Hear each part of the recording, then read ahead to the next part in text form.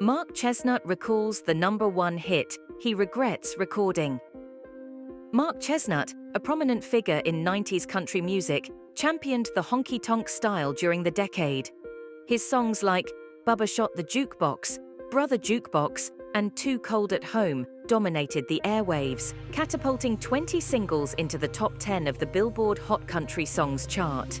Among these, 8 reached the #1 spot. Yet, amidst his chart-topping successes, one song stands out for Mark Chesnutt, albeit not for reasons he cherishes. Aerosmith scored a huge hit with I Don't Want to Miss a Thing from the Armageddon soundtrack in 1998.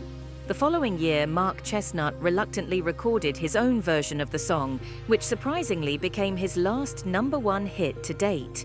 Despite its success, Chesnutt was initially unwilling to record the song and remains dissatisfied with the decision. To compound matters, the single also drew criticism from a revered figure in the world of country music. In a 2018 interview with Taste of Country, Chesnutt discussed the controversial single. He opened up about his reasons for recording it and candidly discussed the repercussions that followed. He said recording the Aerosmith cover was the last damn thing he wanted to do.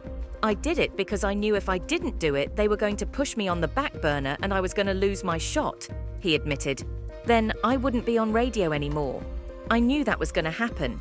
So I said, okay, I'll do it. Just this one. The song was a huge hit for Chesnutt. As luck would have it, it ended up going to #1 for 4 damn weeks, he said, laughing. However, his core audience wasn't impressed. At the same time, it didn't move any units. It didn't sell anything. So I asked to leave the label because when it was time to go back in the studio, there was another pop hit they wanted me to cover. I said no, absolutely not. That made everyone at the label mad at me, he recalled. I got the reputation in town for being hard to work with, and once you get that label, you're pretty much done. Chesnutt had valid reasons to be hesitant.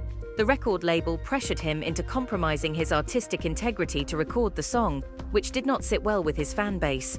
However, that was just one aspect of the fallout he faced. George Jones got mad at me for doing it, he said. I don't blame him. I don't blame him at all. Here's this guy singing Bubba Shot the Jukebox and Too Cold at Home. I'm doing all these country songs, and then all of a sudden, here I am singing with a big-ass orchestra behind me, doing an Aerosmith cover, he added.